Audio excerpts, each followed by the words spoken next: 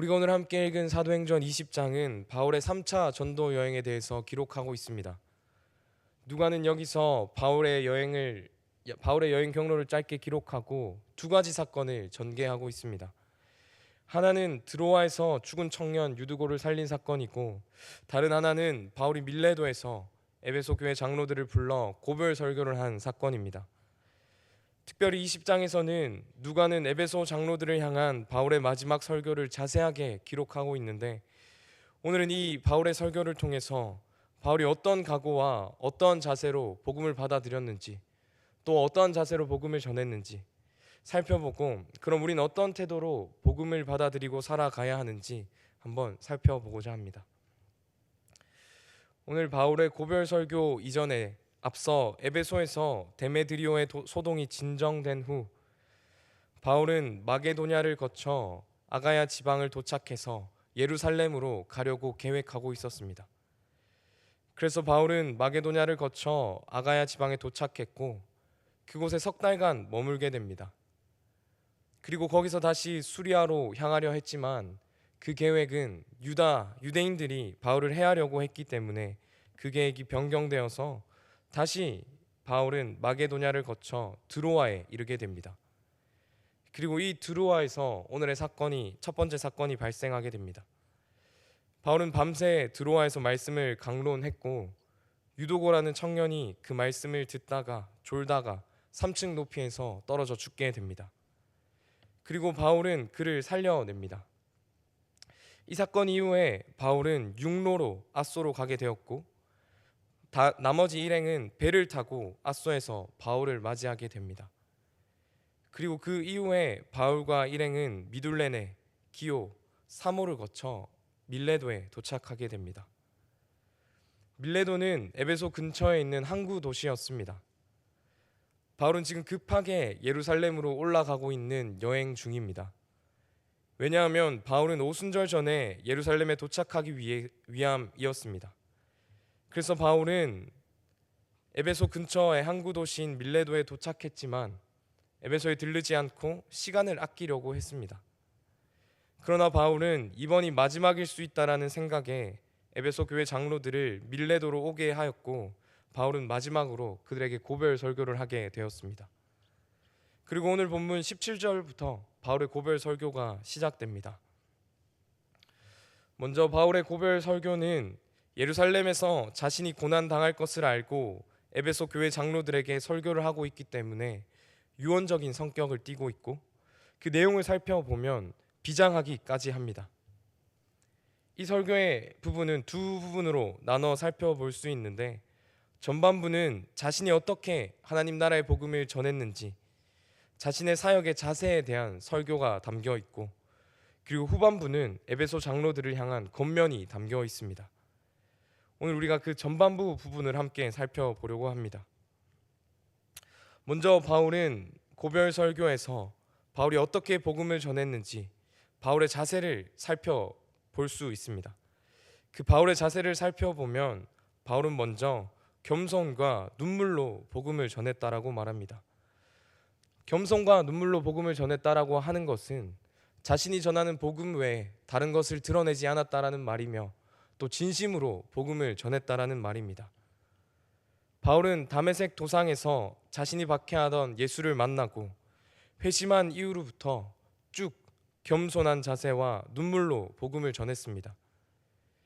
유대교를 떠나서 예수님을 전하는 바울을 유대인들이 계속 따라다니고 괴롭게 하고 죽이려고 했지만 바울은 그 가운데서 두려워하거나 그들에게 타협하거나 무서워하지 않았습니다. 그저 바울은 자신이 보고 들은 그 예수 그리스도의 복음, 하나님 나라의 복음을 담대하게 전했습니다. 바울이 이렇게까지 자신의 복음을 선포할 수 있었던 이유는, 하나님 나라의 복음을 이렇게 선포할 수 있었던 이유는 바울은 참된 진리 대신 예수 그리스도를 직접 만났기 때문입니다. 다메섹 도상에서 예수님께서 바울을 만나 주셨고, 그 이후로 바울은 자신이 박해하던 예수가 참된 진리 대신 그리스도임을 알게 되었습니다. 그래서 참된 진리를 알게 된 사도 바울은 모든 상황 속에서 언제나 어디서나 그 진리 대신 예수 그리스도를 담대하게 전할 수 있었습니다. 사랑하는 성도님들, 우리도 마찬가지입니다. 우리도 하나님께서 우리에게 주신 복음을 가지고 우리의 삶에서 살아갈 때 바울과 같이 많은 어려움과 문제가 있을 줄 압니다. 직장에서, 가정에서, 혹은 여러 관계 가운데 복음을 가지고 살아가기는 쉽지는 않습니다. 직장에서는 복음을 가지고 살아가는 것만으로 여러 시선과 불이익을 당할 수도 있습니다. 그리고 가정에서는 박해와 여러 어려움이 있을 수도 있습니다. 심지어 교회에 다니는 사람들도 어느 정도는 타협하고 살아가도 된다고 말하곤 합니다. 그러나 하나님의 백성인 우리는 하나님 나라의 복음을 타협하지 않고 어떠한 상황 속에서도 담대하게 전하며 그 복음을 붙잡고 살아가야 합니다. 왜냐하면 예수 그리스도만이 우리의 참된 진리 되시고 유일한 그리스도이시기 때문입니다. 그래서 우리도 바울처럼 어떠한 상황 속에서 타협하지 않고 복음을 붙잡고 살아나가기 위해서는 예수 그리스도를 말씀으로 분명하게 만나야 합니다. 바울이 다메섹 도상에서 예수 그리스도를 직접 만났던 것처럼 우리도 지금 말씀을 통해서 그 예수 그리스도를 직접 만날 수 있습니다. 죄와 허물로 죽었던 우리를 건지시기 위해서 이 땅에 오셔서 우리의 모든 죄와 형벌을 담당하시고 십자가에서 죽으시고 부활하셨다라고 하는 이 기쁨의 소식이 지금 이 말씀을 통해서 분명하게 드러났습니다.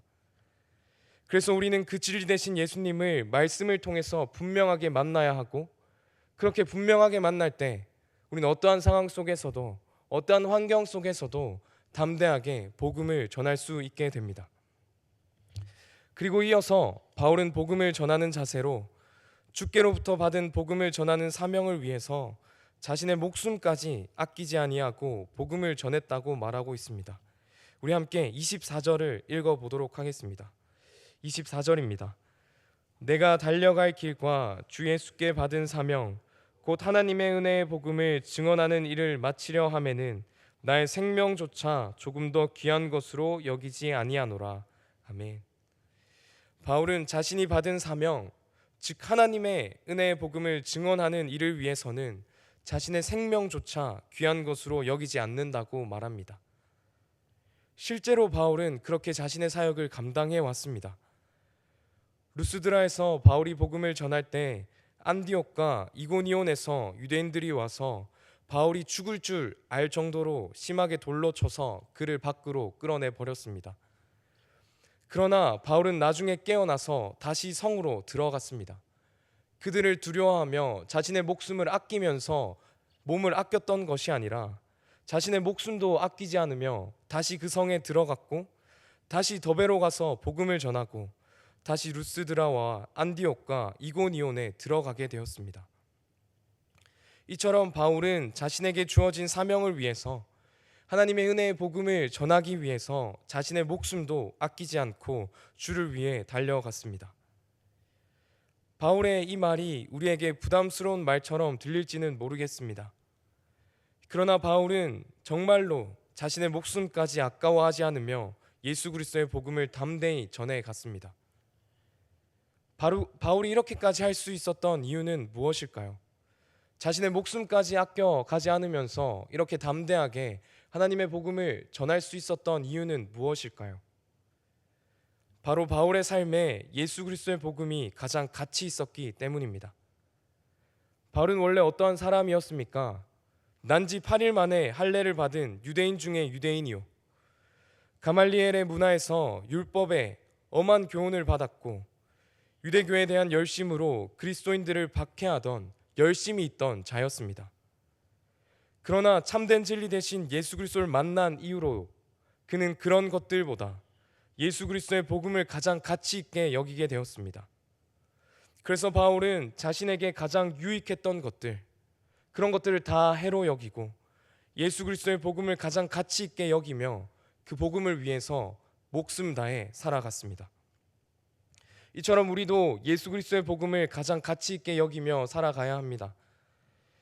죄와 허물로 죽었던 우리를 우리 스스로의 힘으로 아무리 노력해도 벗어날 수 없었던 죄인인 우리를 아무 자격 없고 내세울 것 하나 없는 죄인 중에 죄인인 우리를 하나님께서는 아무 조건 없이 값없이 은혜로 우리를 거기서 건져내 주셨습니다. 오직 예수 그리스도의 복음을 통해서 그렇게 우리를 건져내 주셨습니다. 그래서 죄에서 값없이 은혜로 건짐받은 우리는 이 은혜의 복음을 가장 가치 있게 여기며 살아가야 합니다. 높아지려는 마음보다, 돈을 많이 벌고 싶은 마음보다, 인정받고 싶어하는 마음보다, 세상의 다른 여러 즐거움과 유익보다 우리에게 부어주신 이 놀라우신 은혜, 그 예수 그리스도의 복음을 가장 가치 있게 여기며 그 복음을 위해서 온 열정을 다해서 우리의 삶을 살아가야 합니다. 사랑하는 성도님들, 바울은 예수 그리스도를 만난 이후로부터 예수 그리스도의 복음을 가지고 어떠한 상황 가운데서도 타협하지 않고 담대하게 복음을 전했습니다. 전에 바울에게 유익하던 것들을 다 해로 여기고 예수 그리스도의 십자가 복음을 가장 가치 있게 여기며 그 복음을 가지고 온 열정을 다해 살아갔습니다. 하나님께 값없이 은혜로 구원받은 우리 모두도 날마다 하나님의 말씀을 통해서 예수 그리스도가 참된 진리임을 깨닫고 그 은혜의 복음을 우리의 삶에 가장 가치 있게 여기며 그 복음을 가지고 날마다 우리의 삶에서, 직장에서, 가정에서, 우리의 삶의 어느 곳에서든지 그 복음을 가지고 담대하게 살아갈 수 있는 우리 모두가 되길 주님의 이름으로 소망합니다. 함께 기도하겠습니다. 죄와 허물로 죽었던 우리를 구원하시기 위해 창세전부터 우리를 예정하시고 하나님의 기쁘신 뜻대로 예수 그리스도를 보내셔서 우리를 죄에서 건져주시고 또 성령님을 보내셔서 하나님의 자녀 삼아 주신 삼위 하나님께 모든 찬양과 경배를 올려드립니다. 우리가 날마다 예수 그리스도의 복음을 알아가기 원합니다. 그래서 우리에게 주어주신 이 말씀을 우리가 날마다 더 가까이 하게 하시고 그 말씀을 통해 진리 대신 예수 그리스도를 더 알아갈 수 있게 인도하여 주시옵소서. 하나님, 우리의 삶에 예수 그리스도의 복음이 가장 가치 있길 원합니다. 세상의 다른 어떠한 것보다 우리를 값없는 은혜와 사랑으로 건져주신 하나님의 은혜와 이 십자가 복음이 우리의 삶에 가장 가치 있게 여겨주셔서 그 가치를 따라서 하나님의 자녀로서 담대하게 복음을 붙들고 살아갈 수 있는 우리 모두가 될 수 있게 주님 인도하여 주시옵소서. 또 이 시간 빈손으로 오지 않고 주님 앞에 작정 헌금을 올려드립니다. 우리의 모든 삶이 주님의 것이기에 우리의 모든 것도 주님 앞에 올려드립니다. 우리의 가정을 주님 지켜주시고 계속해서 청지기의 삶으로 우리의 삶을 담당할 수 있게 인도하여 주시옵소서. 주님이 귀한 헌금 주님의 일에 쓰여질 수 있도록 주님 함께하여 주시옵소서. 감사합니다. 사랑합니다. 예수 그리스도 이름으로 기도드립니다. 아멘.